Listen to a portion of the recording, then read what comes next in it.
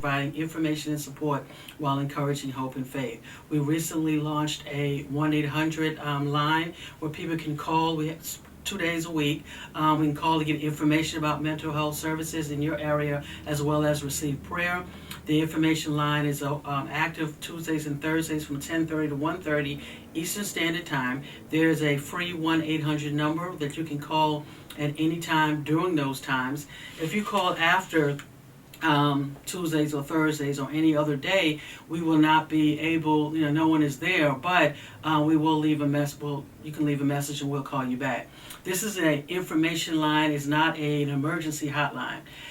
It's not a 911 line. It's strictly for information, to provide support, to give you somebody else to maybe to talk to kind of bounce ideas off of, and also to receive prayer. Again, you can find out more information about that by logging on to our website at igbatt.com. And what I wanted to do today, wanted to talk about, this was a post, I entitled it Rod Wave Inspired Post. Rod Wave is for many of us who didn't know, is a young up and coming rapper, not up and coming, a young really popular rapper. I don't know that much about him, but I heard this song, actually a couple of songs that I think that really speaks to with some of the things that some of the young people that I come in contact with are going through. I think right now we talk a lot about mental health issues. I know in the news right now there's a lot of talk, especially in America, about mental health problems among the youth. Well, I'm going to tell you, among some of our youth, it has always been that case, especially when we look at young black boys, young black girls, young inner city or poor youth. Mental health has been a problem for a long time in our communities. What happens is it looks differently.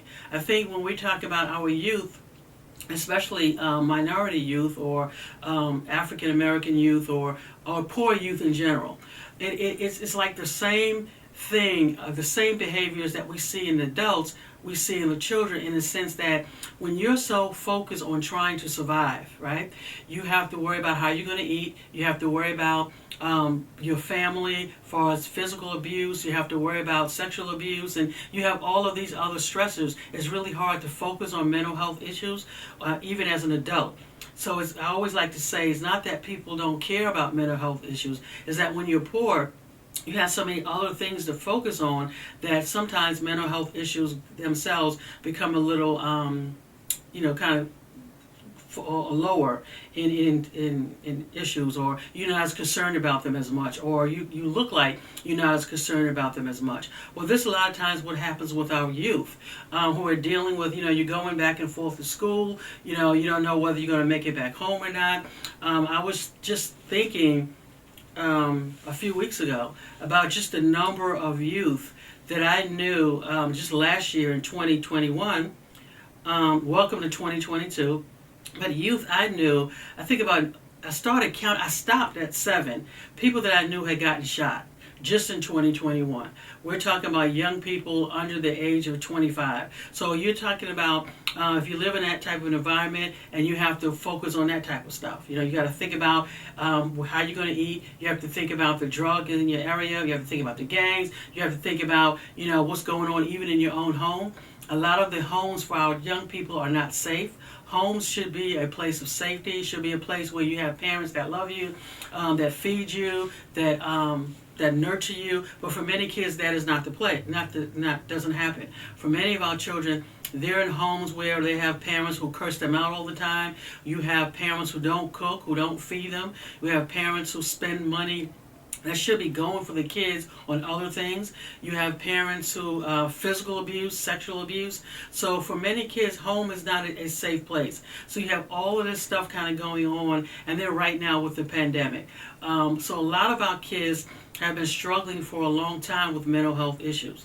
The thing with the trick with youth is that when you look at a child, a young person, let's say under the age of 18 or whatever, some of the behaviors that you see are common, are common to just being an adolescent, or common to being a youth. The anxiety about school, concerns about whether people are going to like me, depression, just that kind of stuff. Because again, as we talked about before in some of our broadcasts, there are signs and symptoms that are associated with each mental health disorder. Now, just because a person has signs and symptoms of a mental health disorder does not mean that they have a disorder. It could just mean that they have signs and symptoms. Because in order to have a quote-unquote disorder, there are certain signs and symptoms that have to be present for a certain period of time. So as we like to say, a person can be sad or use the term depressed and not be clinically depressed, right? So a person can be anxious and not have an anxiety disorder. So again, we want to make sure that we're clear and letting people know that not all signs and symptoms mean that you have a mental disorder.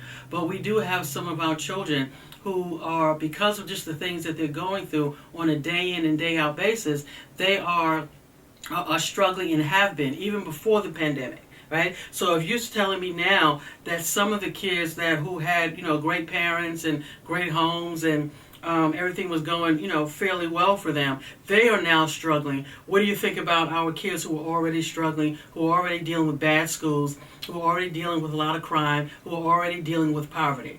And I like this song. Again, I don't know how much I can play or how much you can hear it. Let me let you know right now, it is explicit content. I'm not going to play it all, but I think it really speaks so much. Let me go ahead. Thanks to this person here, because I think they... Okay, I thought he did it here.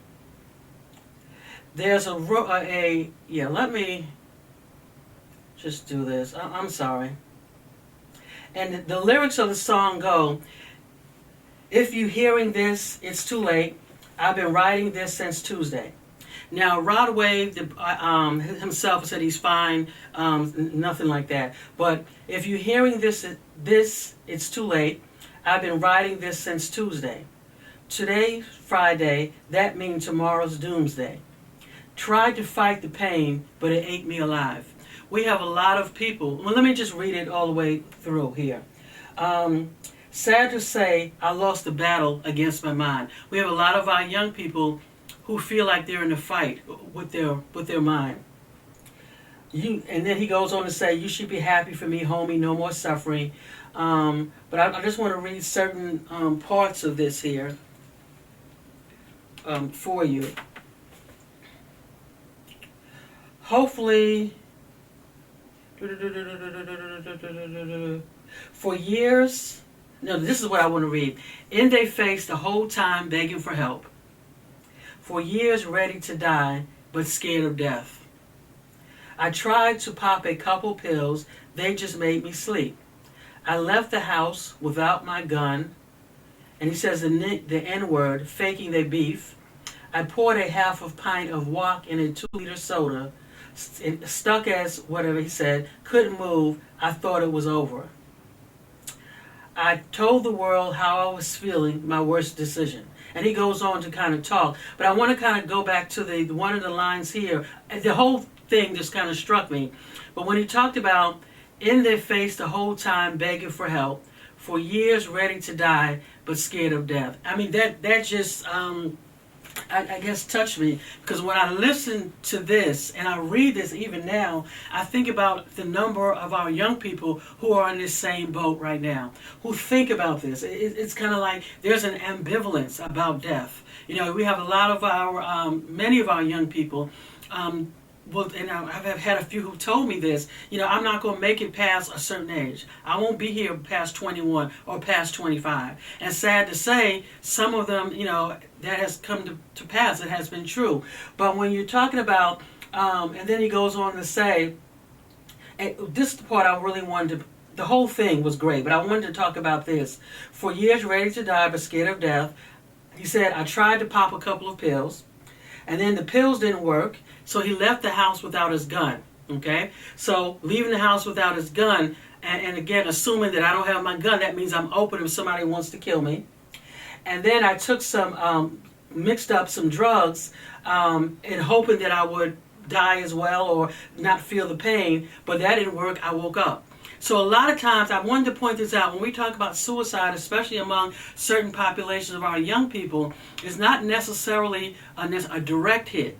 Right? They may not necessarily go and take a whole bunch of, a gun per se. Usually what some of the young people will do, is they'll try several times, right? They'll try several times, and then they'll do things that looks to be impulsive. So when you talk about suicide with a young person, and I know I'm going to bring it all together. I didn't write any notes down. But when you talk to a young person, you're talking about, you kind of have to ask, right, direct, but also keep in mind, what you may see a lot of impulsivity. You may see them, doing strange accidents. You may find them jumping in front of a bus, or you may find them like I said, maybe taking drugs, because I don't want to feel the pain. You may find them just doing things that to you may not make sense, but they're hoping. Okay, they're hoping not to wake up. Some of them are hoping that if I jump out in front of the traffic at the right time, the bus will hit me. So if you ask them, they may say, no, I'm not. But when you look at their behaviors, it kind of lets you know that you have to dig a little further. Okay, let me go back here. He said, okay. Now I'm going to read something else here. It says, I've been this way for a while, lost as a child. Mama always telling me, smile. She's so in denial. Still wishing I had some help.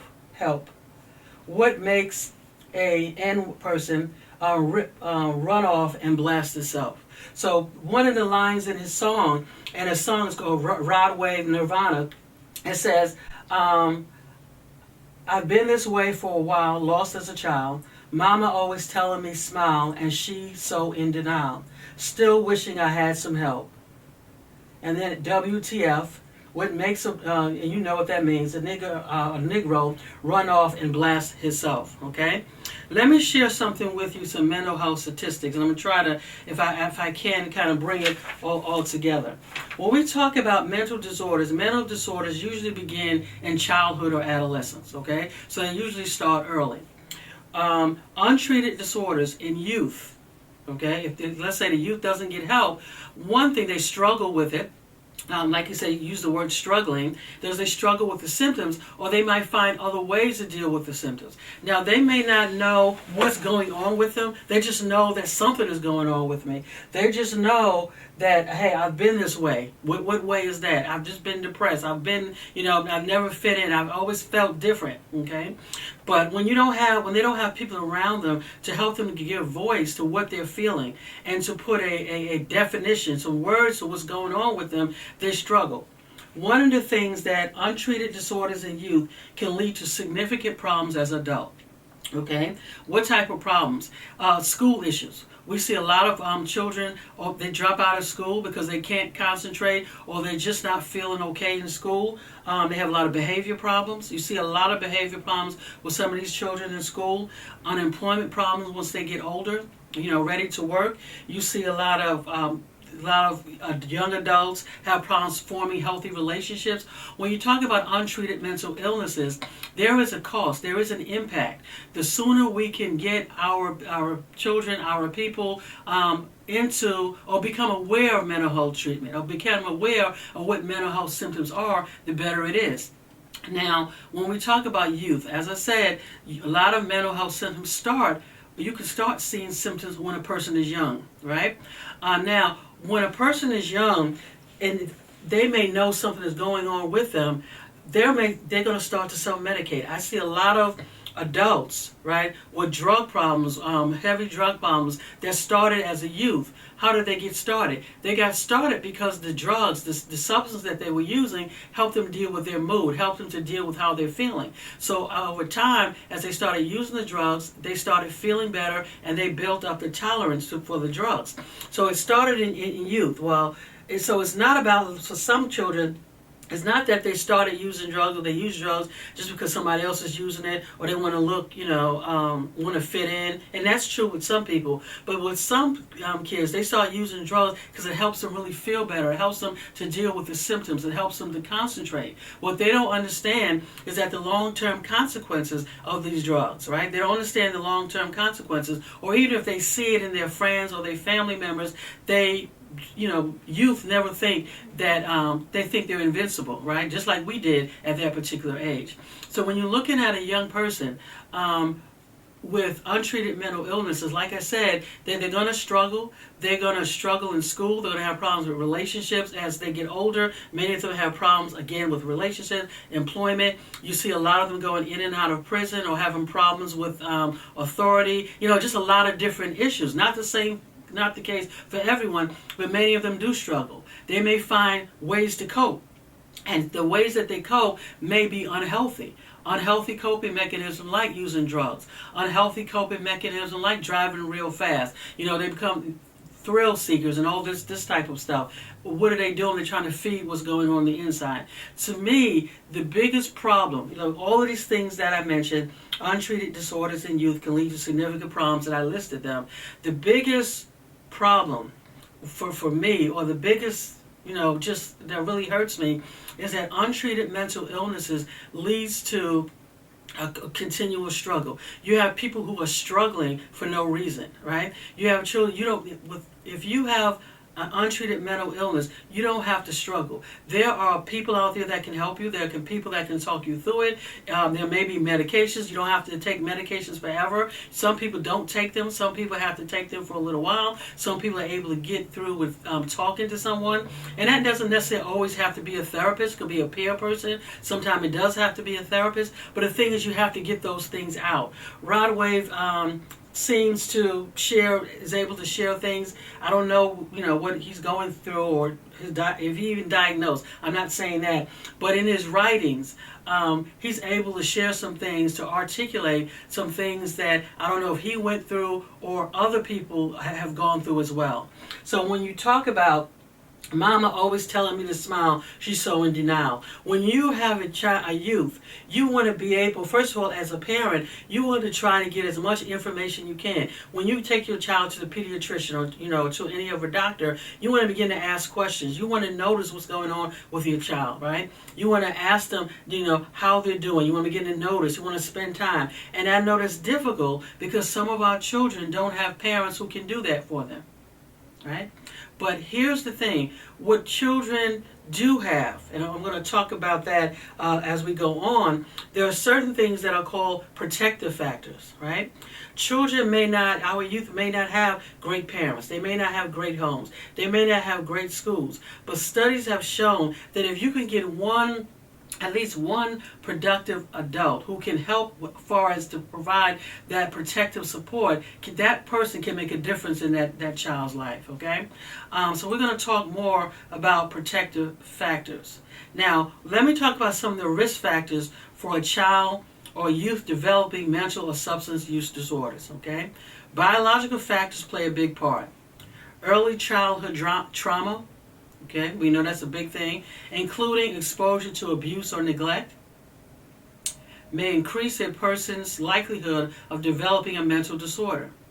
So abuse or neglect. Think about it. A lot of our children are exposed to abuse or neglect. As I said, a lot of these homes are not safe. A lot of these homes are not welcoming. How would you feel if you have a parent that was always cursing you out? Okay, you had parents that always telling you that you're not going to be anything, you're not going to amount to anything. And some parents think that's okay, but they don't understand what they're doing. So early childhood trauma, inconsistent caregiving, stressful life events such as moving. Okay, divorce can be stressful. Loss. So when we talk about death of friends, you see some of your friends dying. Or, you live in a home where your parents are always moving you from one shelter to the other or from, one place to the other. Okay? Learning disorders or academic difficulties may lead children or youth to feel bad about themselves. If I'm in school and I can't read well, and I'm in a class with other kids who can, or they might be laughing at me, or I may just feel bad about myself. That's a problem. Involvement in child welfare or juvenile justice systems, or experiencing homelessness or extreme poverty may contribute to the development of mental health challenges. Notice I didn't say disorders, I said challenges. Okay? Involvement in child welfare or juvenile justice systems, or experiencing homelessness or extreme poverty may contribute to the development of mental health challenges. Of course, hormonal changes, okay, we know that, may make youth more prone to emotional extremes.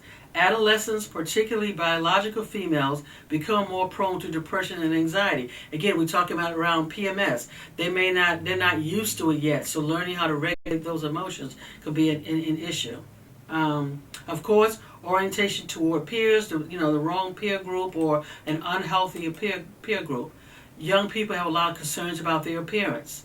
Can lead to increased depression and anxiety. We have all this social media telling people how they're supposed to look, right?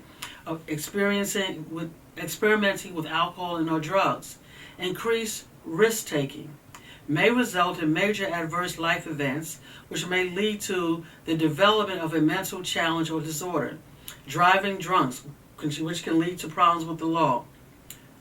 Increased independence. Community factors, such as poverty and violence. Okay? All of these type of stuff can lead to our youth having mental health concerns. And we talked about trauma, I mentioned that. Physical abuse, sexual abuse, I talked about that. Domestic violence, alcohol or drug exposure. You see your parents using drugs all the time. Having a household member in prison, because when your parent is away, especially if it's a parent, that leaves the child uncovered. So when you have a child, the parent's responsibility is to cover that child, right? When the parents are not in that place, they're not covering that child, you leave that child vulnerable to anything, to drugs, to pimps, to prostitution, to other adults who are not, who can take advantage of them. So again, all of that can provoke anxiety in a child, okay? So I wanted to talk about what I'm doing. I'm going to go back and forth and talk about that song, but that song I think speaks to so many, as I said before, so many feelings that our young people are going through. I want to appeal especially to you adults who may not, number one, who may not think that youth really have mental health issues, or two, don't think, that maybe they can just snap out of it, or three, you're just not paying attention. I want you to, if you're listening to this, start paying attention to the youth around you. Start asking them how they're doing. Start be aware of how you treat them, about what you say, okay, and how you speak to them, right? How it influences them. Be aware. You might think it's funny and cute to curse out your kids, and they may even shrug it off. But that's not not a good look for a parent. But it doesn't feel good for the child. Okay, as the adult, take a look at your child's environment. And I mean, take a look, in your mind. Okay, is there a lot of crime? Is there a lot of violence, right? Is poverty an issue?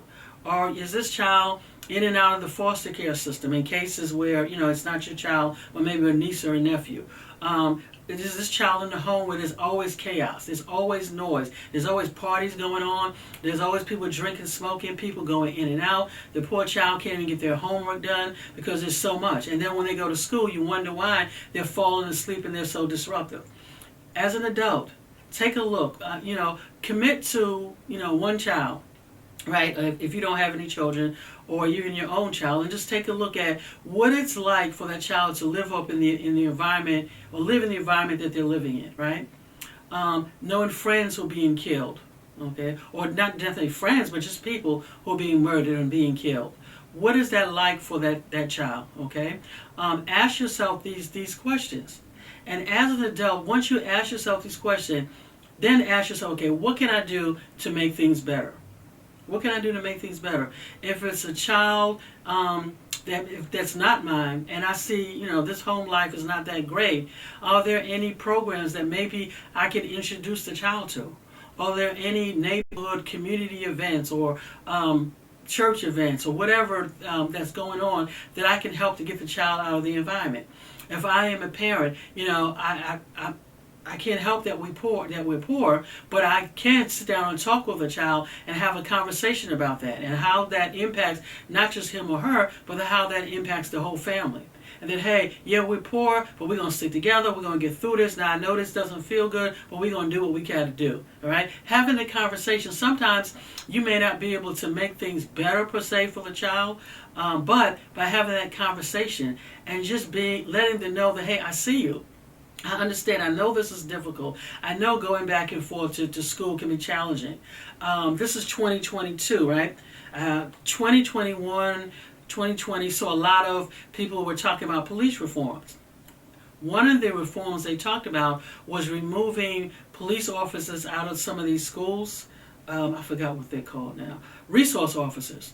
And my thing is, some of the news people were talking about how some of these resource officers were maybe heavy-handed, and I'm not debating that, or that how some of them were maybe arrested kids or roughed up kids that they shouldn't have, not debating that. So a lot of the politicians, in response to some of the outcries, response to police violence, they thought it would be good to remove some of these police officers out of the school. Some or some just a few officers, and some schools have none. But I thought it was interesting is how many of these politicians didn't ask the children, because a lot of these children liked having police officers or resource officers in their schools. They liked it because it made them feel safe. But no one asked the kids. So again, in some of these schools, when you go into a class or a school where it's gang infested or a gang territory, and now you don't have the safety at home. Now you don't have the safety at school. It can be more anxiety provoking, right? I was working with one kid, and young person, and he was coming into our clinic for mental health services. And one day I saw him, just run across. He just kept running.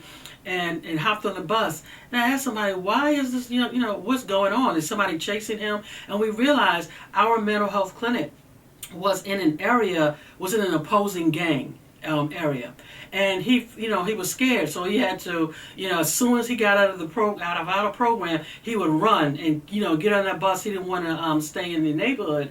Needless to say, we kind of worked with him once we found out what the problem was to see if we can help him out. Get something maybe closer to home. But what I'm telling you, a lot of this stuff is real. This is not TV that some of these kids go through. You may not be aware of it, but you may not be aware of it. You may be a great parent, and sometimes it's not about some of these parents and the poor parents. It's just that they don't have the resources. Okay, so let me say that. But you may not, like I said, be aware of it. But some of our kids in some of our neighborhoods are really struggling and going, as we say, going through. Okay, so we have to be there. We have to do what we can as just good human beings, as adults. We got to be aware. Some of these kids, people will say they don't listen, and that's true. They're not going to listen. Some of them won't. Some of them will, curse you out and all that kind of stuff. We do know that, but sometimes you just got to tell them anyway. You got to tell them anyway that there's somebody out there who cares. That there's somebody out there where you can get help. You'll be surprised how kids respond to kindness if they've never had it, or if you're honest and you're sincere and being who you are, which is, I know, is to be a good person. But let me read some protective factors. Okay, let's talk about resilience. Okay, children are able to develop resilience. They can be very resilient, right? You take them out of wrong situation and put them in a better situation, they can bounce back. Resilience is the process, and I'm reading this from the National Council for Behavioral Health. Resilience is the process of adapting well during and after adversity, trauma, tragedy, threats, or significant sources of stress. Resilience is an individual's ability to bounce back from difficult experiences. Okay? Children can be resilient, okay? We want to make sure that we put things in place that will allow our children to become more resilient, okay? What are some of those things? Protective factors. As I said before, protective factors or those things are just that. Okay, protective factors are things that can mitigate. So even if a child is in a home where an abusive home, school, if it's a great school, that school can be a protective factor because that school can be a place for them to feel safe. Okay, if they do have a parent who all they do is curse their kid out all the time, having someone who it could be the neighbor who speaks life, speaks positive, can be a protective factor. Let me read some of these. Some protective factors are, and I'm reading this from O'Connell.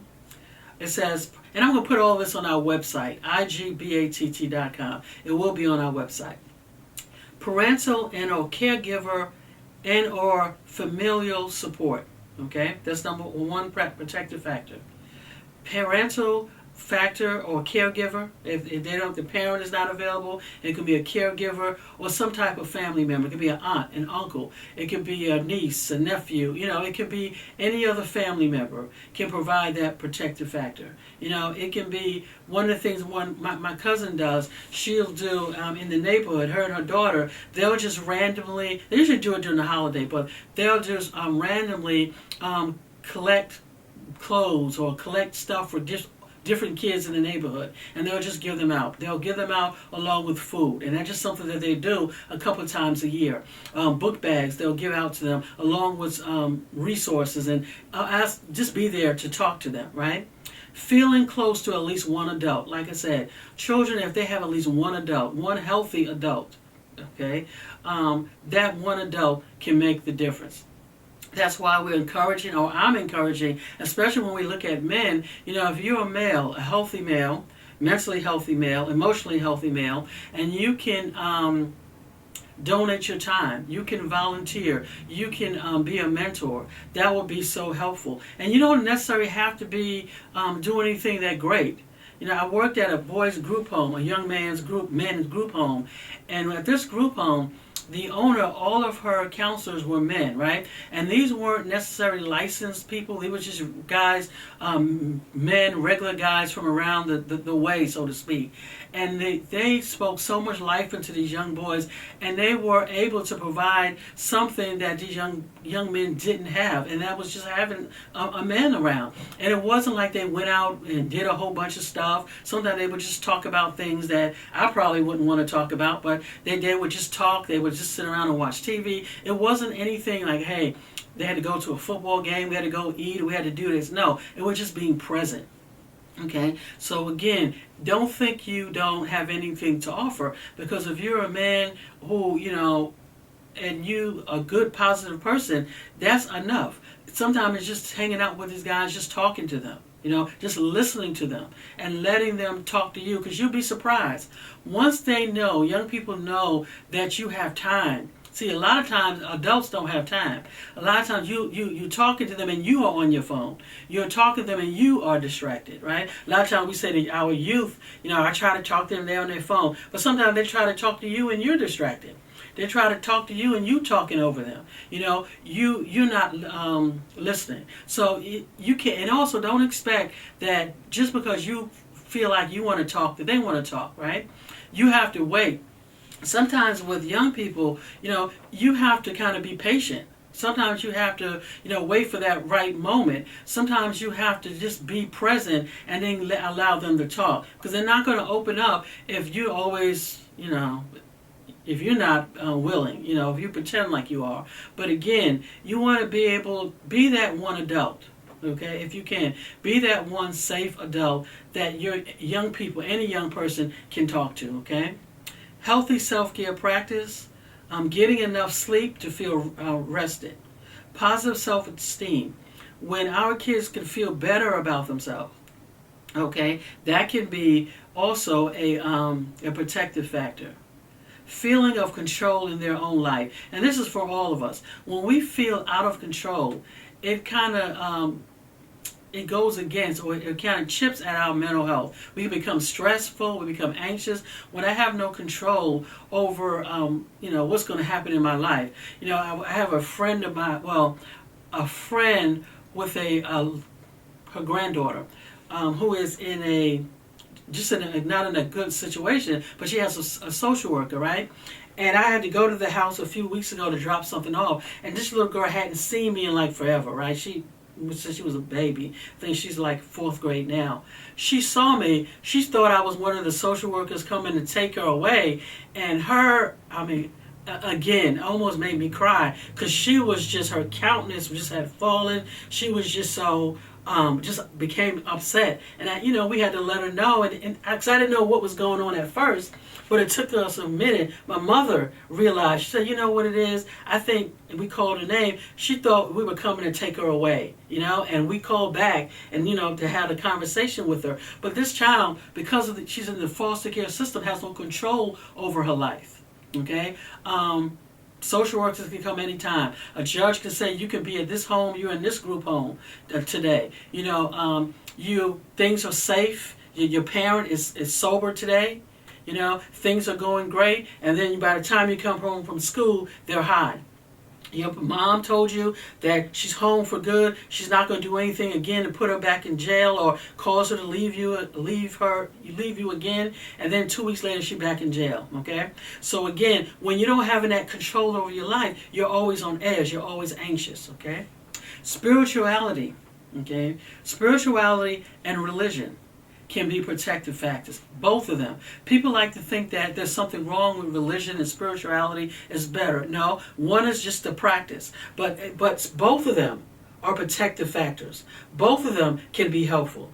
Religion itself can provide a structure. It can provide that safety when you know what's happening, right? And that those practices, religion can provide that for you. Sunday school, having like I said, that structure, young people's church, or as long as providing that it's healthy, spirituality, all of these things can be protective factors for our young people, and they have been protective factors. When we look at African American youth, for example, or black youth, and not even just African American or black youth, but through all of the cultures, but I'm speaking of African American and black youth, our religion has always been both a curse and a good thing and a bad thing, which that happens with everything. But our religion has always been a protective factor for us. Even during the slavery time, we would come together. Sometimes church was the only place where we could come together. Church was the only place where we can, take a good bath, get dressed up, and come to church and then feel good about ourselves, right? It was a protective factor. Our churches used to be our political hubs, right? Our churches, we would come together and eat. We would come together and talk about different things. So that was a protective factor for us. As we begin to mix in or blend in with the larger community, that has become less and less. But spirituality and religion, Girl Scouts, Boy Scouts, Cub Scouts, sports, okay, all of those things can be a protective factors. Avoiding negative coping strategies such as using alcohol, nicotine, and other drugs. Like I was sharing before, when a lot of our children, when you talk about untreated mental illnesses, again, they start many times when a person is young, they don't know what's going on, they start developing unhelpful coping mechanisms. Sex makes them feel good. Alcohol makes them feel good. They don't know what's going on with me. They just know I feel better. I feel good, right? I'm not as depressed. Not really understanding that what they're dealing with is an untreated mood disorder or an untreated depression or untreated bipolar, that if they were diagnosed, we can get them into the right treatments, okay? So now, with these unhelpful or negative coping strategies, you start off using alcohol to help you feel better with your mood. When you're 14, 15, 16, now you're 30, 32, 33, and you can't stop. You've lost everything because of your gambling addiction. You lost everything because of your substance abuse history. Now you're homeless. right? Because you had an untreated mental illness or poorly treated mental illness, you didn't know it, you started using unhelpful coping mechanisms or strategies, and now those unhelpful coping mechanisms have taken over your life. Okay? High monitoring of the child's or youth activities by a parent or caregiver. For example, keeping track of where the child or youth is and who they are with. This is a protective factor.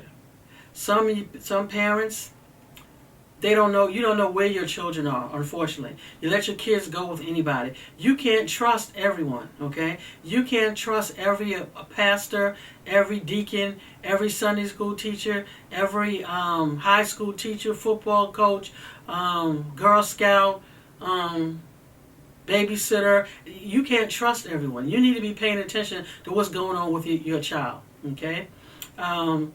You need to monitor what's going on. You also can't trust sometimes older kids. You leave your younger kids in the presence of older kids. Sometimes things can go wrong. You need to be aware of what's going on with your children. You need to be checking in, okay?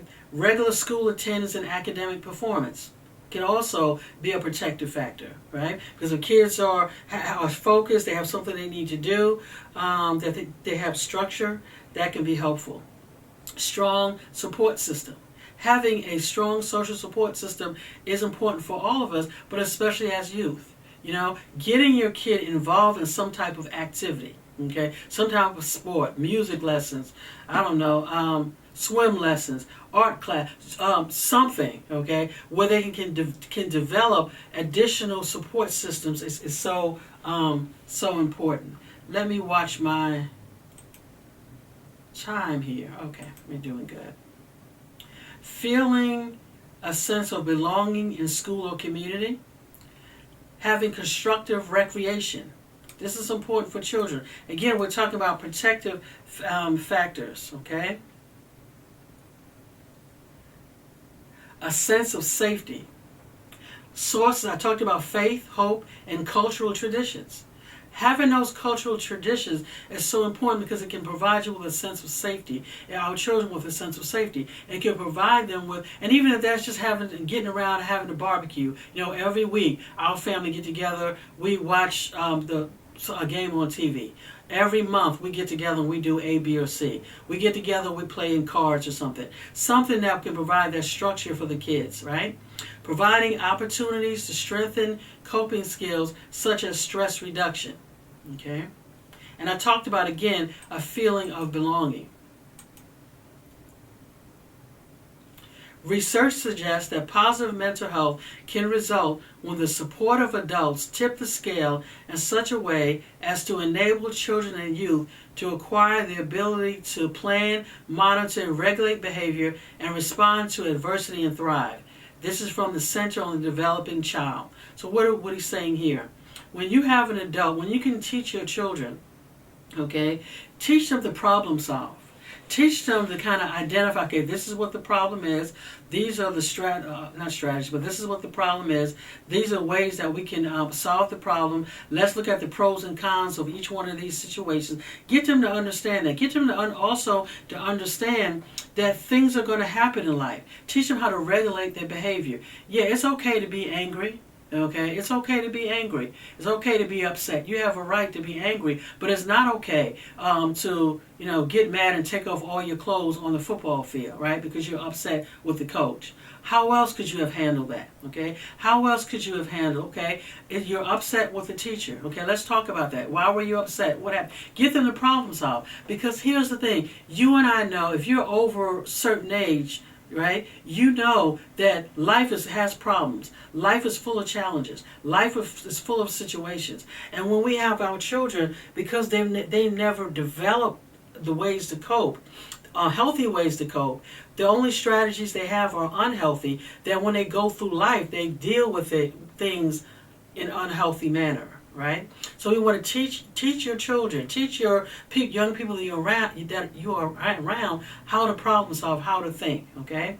Because when you can do that, it teaches them, when you can teach them how to problem solve, it helps them to realize that they do have some control.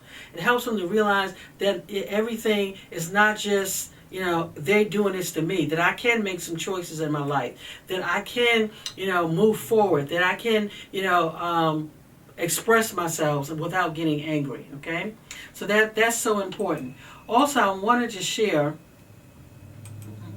because some stress is good, right? We can't go through life. We're all going to have stressors. Same thing with our children. Like I said before, children may not always talk about their feelings readily. So you're going to have to kind of maybe be there and give them an opportunity. I wanted to share something though.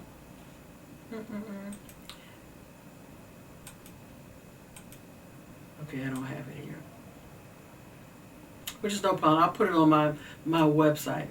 So again, youth mental health challenges are serious. Okay? Youth mental health challenges are serious because if they are not treated, they can lead to adult mental health challenges. Right? We don't want our youth to have to struggle, quote unquote struggle. We don't want our youth to have to not be able to talk about their feelings and what they're going through. We don't want them to develop negative or unhelpful coping mechanisms, because those coping mechanisms, while they may seem helpful for the moment, are not helpful in the long run. Right? We want them to kind of get help. We want to pay attention to our youth, and we want to ask questions. What I wanted to share this, just a couple of fact or fiction things.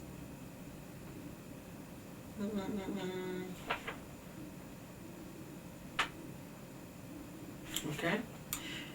If you ask a young person about his or her suicidal intentions, you will encourage the person to kill themselves. Some people think that, and that is a myth. Asking someone directly about their suicidal feelings will often lower their anxiety level, and act as a deterrent. Your openness and concern, your willingness to talk about it, will allow them to kind of talk about their symptoms. Okay? Self-harm.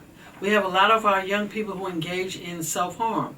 Self-harm itself is not necessarily, is a symptom. So self-harm, we're talking about cutting. Self-harm could be, as we talked about here, leaving without your gun, because the expectations, I don't have a gun, my enemies will probably kill me. Self-harm could talk about pulling your hair out. It could be scratching. It could be driving real fast on the expressway. It could be being around people who treat you bad. It could be mixing drugs, which he was talking about, lean, which is something that the young people use. So it's all kind of things when you talk about self-harm. Self-harm is a sign that something is going on, that we need to have a conversation.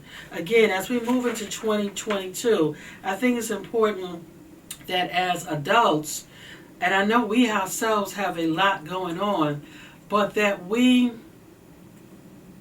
stop and really talk to our young people and just kind of reconnect with them. We've been home for the last year. Many of you have been home with your children for the last year and a half, so you can at least have that conversation with them, or be aware. Just pay attention. Sometimes you just sit quietly and just listen to their conversations. Listen to the things that they talk about. Listen to the music that they're listening to, okay? And sometimes that will help. Let me share this number, 1-800-273-8255. It's a suicide prevention line, but it's also a line that will allow you to ask questions, that will give you somebody to talk to. Suicide is the second leading cause of death for young people between the ages of 10 to 24. Okay? We sometimes underestimate that because of they're young. Why should they think about suicide? But they think about suicide because there are a lot of things that they're going through. We mentioned the trauma. We talked about the environment. We talked about things going on in the home. So a lot of things can add to that. So some of you may say, well, I dealt with trauma. There were a lot of things going on in my home, and that's true. There are some people who are able to, who can overcome There are a lot of people, because of their natural ability, so to speak, they have other things going on with them. Like I said before, we talked about protective factors. It's easier to overcome trauma, overcome what's going on in your home when you have healthy protective factors. When you have that one adult, when you have that healthy Sunday school or that healthy church, when you have that good school, when you have that resource officer that provides safety, when you have other support systems, when you're involved in sports. All of these things can do that. But what we're dealing with, a lot of our young people, especially today, they don't have that. So all they have the trauma, they have the ongoing disruptions or chaos in their home. They have the chaos in the neighborhood. They have the people, the shooting, the guns going off in their neighborhood. They have the poor schools. They have the fighting in the schools. They have the police. They have other students. They have all type of stuff going on, and they have very little protective factors. Okay, so kind of keep that in mind. Now I want to play some of this song. I'm not monetized, so I don't, whatever that means, I won't get in trouble, I don't think. Happy for me, homie, no more suffering. We all got a day, I guess we see each other then. I hope that heaven's real and one day we can reunite. And don't be crying for me, I lived a wonderful life. I went on tour and seen the world and met all of my fans. I can't lie, I wish I could do that shit again. They played the money, wrote my will, my kids is good. Hopefully they don't grow up so misunderstood. I moved my mama out the hood and bought her a home. Even though me and her husband, I hope you can hear this. I bought all my niggas brand new cars and watched them flex. Wanted niggas to know I loved them before I left. I bought a brand new house in Houston, left it to my pops. Take the fam with to nigga, we all we got. In they face the whole time, begging for help for years, ready to die, but scared of death. And that's the line I was talking about. He said, I've been in their face basically the entire time. That means I've been dealing with these symptoms. I've been here, okay, but no one saw me. I've been depressed as a child, children. I've been depressed. This is what some of your children are saying to you, or young adults are saying. I'm in your face the entire time, Mom. I'm in your face the entire time, Dad. I'm here, Pastor. I'm here, Deacon, the entire time. I'm here, big brother, big sister, auntie, uncle, concerned neighbor. I'm here the entire time. I'm in your face. I'm in your face with my depression, with my anxiety. You see the kind of home I'm living in. You see me going in and out of foster care. You hear the gunshots just like I hear the gunshots. But no one cared enough to ask me how I was feeling. I want to play that line again. I hope you can hear it.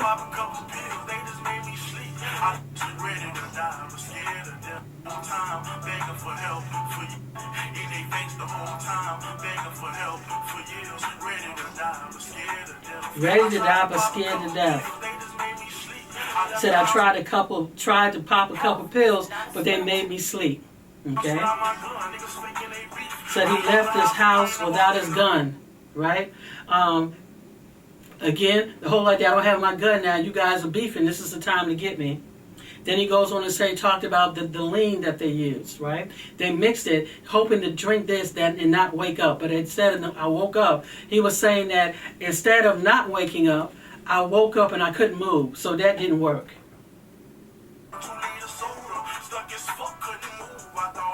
I apologize for the lyrics, but I wanted to... But I wanted to play it. I wanted to play it. I hope you can hear it. Let me play this line again, because I think it's so... I like it.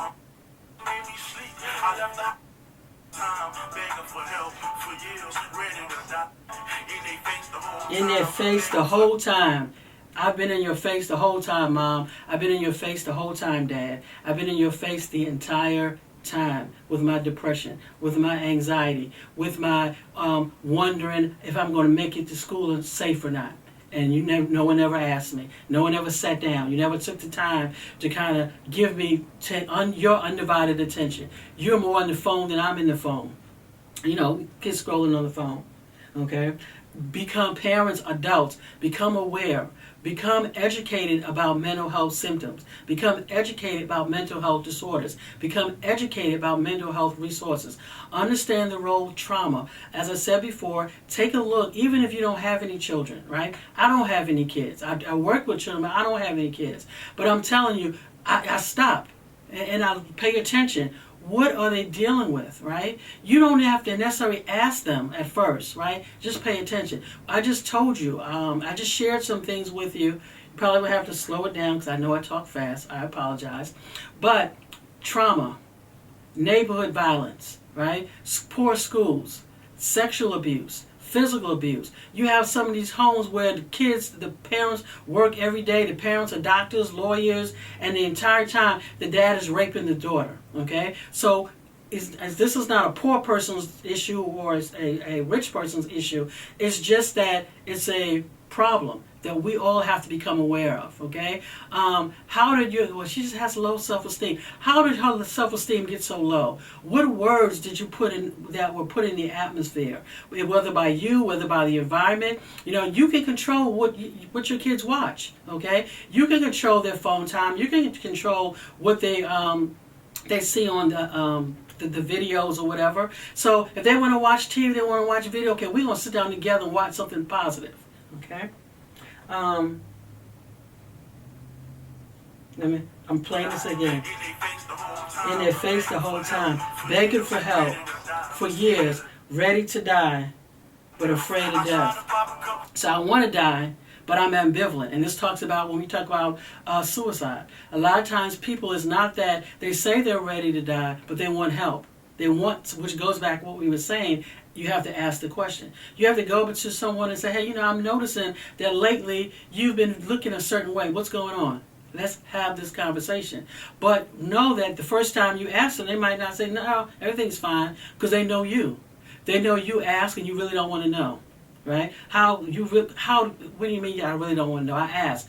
Well, you say you want to know, but then when they come to you, you're busy or you don't make time. Your children should be your number one priority. Right? Should be your number one priority. You need to make time. I don't care, you are a Supreme Court judge and you got 100 cases before you. You need to pencil in some time for your children. I don't care if you're a surgeon. If you're a medical doctor and right now you got the pandemic, everybody needs you. You have to realize your children are your number one responsibility. Your children are not going to be children forever. You want to spend some time with them, even if you got to take them with you. Okay, put on the mask, you go with me to the office, and we're going to talk while I drive. Whatever it is, whatever the case is, whatever you have to do. Well, you're going to sit here in the office, whatever. We're going to spend some time together. Because it lets your child know that I value you enough. I value you enough to know that I need to make time for you. And as I said before, if you don't have any children, there are a lot of other kids that you can mentor. There are a lot of kids out there who are begging for help who don't have a supportive person in their life.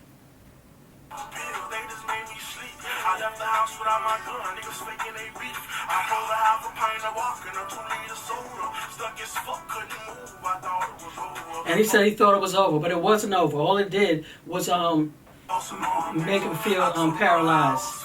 Okay, I'm going to fast forward through this because I know some of you, oh my God, if you can hear the language.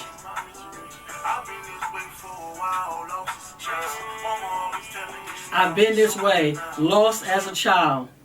Mama always telling me to smile. So sometimes you notice things about your child, okay? Instead of telling them, and again, this is not an indictment on any parent per se, because you do the best that you can, right? Well, come on, smile, okay? What's going on? Why are you not smiling? What do I have to do? Having that conversation, okay? People like to have the right words to say. There are no right words to say. This is your child. This is the person that you love. Right? And really there are no wrong words. Now there might be better words to say. Unless you're cursing out your child, that's never an okay thing to do. But your child knows you. They know just your personality, right? So when you're talking to your child, you'll be surprised how much grace your child will give you. Even if you don't say the right thing, you come in and say, you know what, dang, I really shouldn't have said that. I'm sorry. I'm learning to be a parent just like you learning to be a child. What I was trying to say, I just want you to know I love you. I just want you to know I'm here for you. I just want you to know I don't know what really to say, but I see you're hurting. How can I help? What can I do? And you just give the child a hug. Sometimes it's just doing that for your child, okay? So don't get caught up so much on the words. Yes, when we teach class and we talk about, you want to go to the person and say, hey, I'm noticing this about you. I'm noticing that you're not sleeping. I'm noticing that you're up walking around. I'm noticing these changes. Is everything okay? That could be an opening. But if you don't remember that, you don't know what to say, just start the conversation about something, right? So again, I titled this, he says, wishing I had some help. And then he said, what the F would make a Negro go off and blast himself. Untreated mental illnesses can make a person go off and quote-unquote blast himself. Trauma. And it's not, let me say trauma, it's the unhealed trauma. Okay, I'm sorry. It's not just the trauma, it's the unhealed trauma, right? We haven't dealt with it, okay? And let me say this, there are a lot of people who love Jesus. There are a lot of Christians, people who are saved. Just because you're feeling this way doesn't mean that you're not saved. Because remember, salvation comes through, accepting Jesus Christ as your Lord and Savior. So you can accept Jesus Christ as your Lord and Savior. But just like there is a time, you accept Jesus Christ as your Lord and Savior, there is a time for... we go through the not consecration. We learn to take on Christ. We take on Christ and lose more of who we are as we get more of Him. More of us kind of dies, so to speak. When we talk about mental illnesses, the healthier you get. Okay, the more you get the help that you need, the more, whether that's medications, talking to someone, and just because you take we talk about medications or seeing therapy, doesn't mean that we're saying that don't pray, don't fast, because you should pray, fast, and all that stuff if you're a Christian, if you're a believer. We're not saying not to do those things. And what I'm saying is that in addition to those things, you may have to do other in addition to prayer and fasting. While you're praying and fasting, if you need to take medications, you may need to take medications. People may say to me, well, some of these people are just faking. Well, if they're faking, then they don't have a mental illness. We're talking about people who have a mental illness or mental health symptoms is what we're talking about, okay? We are talking about just like people who have diabetes take medications, just like when women have have to give birth and they have a C-section, you have to go see a doctor, right? So it's the same thing. Mental illnesses is what we're talking about. We're talking about brain illnesses. So when I'm talking about untreated mental illness, I'm talking about not just signs and symptoms of a mental health disorder, but we're talking about a mental disorder itself. Okay. So again, I just really wanted to share this. It was a Rod Wave inspired post. The song is Nirvana. I think I'll put that there. Again, the song itself, I don't know how you can get a clean version of the song, because it's not a clean version, but maybe you can take it and listen to it with you and your young person, and just have that conversation, because if it's not them, somebody they know is going through what's on this song. So again, It's Getting Better All the Time Mental Health Outreach.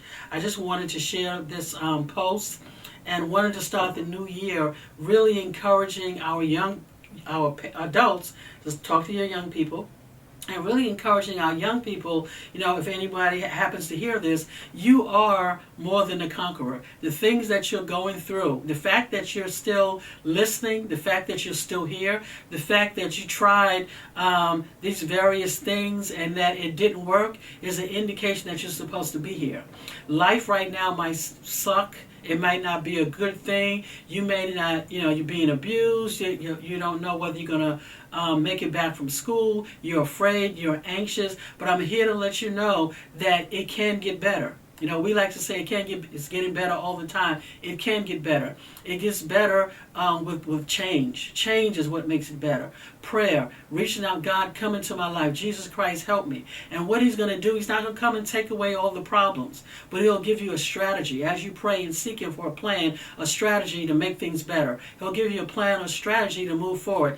Young person, you may not have the greatest parent. You may not be in a crummy home environment. But I'm here to tell you, that there are a lot of adults, many adults, who grew up with parents, grew up there. One particular lady talked about being sexually abused at the age of 5. Her mother was a drug dealer, sold her out to drugs, or pimped her out and sold her for drugs.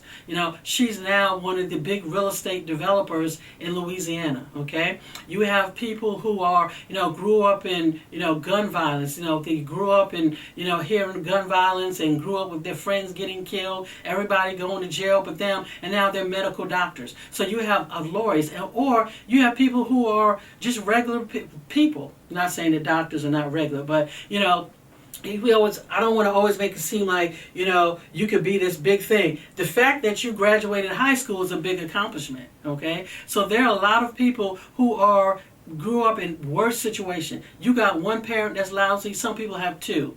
Okay, you may say, well, I have two parents that's lousy. One parent is beating me. One parent is sexually abusing me. My school is lousy. They talk to me like crap. Every day I go to school, I get beat up. I can tell you, there is somebody out there who has a story worse than yours, and you can make it. Whatever your story is, whatever you're going through, know that God sees you. Well, you may ask the question, well, if God sees me, why is he not making a change? Why is he not making a difference? One of the reasons why, understand this, the reason why sometimes bad things happen to good people, is because the world that we live in, there is a perfect will. God had a perfect will, and if we would follow, so a lot of these things wouldn't happen. But because we're not following, we meaning human beings, mankind is not following, there are some consequences to the choices that we've made. And some of the consequences that we've made have opened the door for sin. What is sin? Rebellion against God. Rebellion against God that leads to all types of things, that leads to all types of problems. So that you are not the problem. If you're being abused, you got a mother cursing you out, know that you are not the problem, young person. That adult is the problem. The society is the problem. The environment is the problem. Okay? And that as you turn to God, as you turn to Jesus Christ, and you begin to ask him to help you, he'll send the right person in your life. He'll give you the strength that you need. He'll give you a strategy, even at your young age, 13, 14, 15, 16, whatever your age is. When you turn to him, he'll give you a strategy, a way out. That way out could come through a person. He'll give you an idea. He'll give you the strength you need to get out of that situation, to endure it. Okay? You are not designed to be somebody's sex toy, somebody's prostitute. God made you for a wonderful purpose. He had a plan for your life. What happens, the enemy has come through bad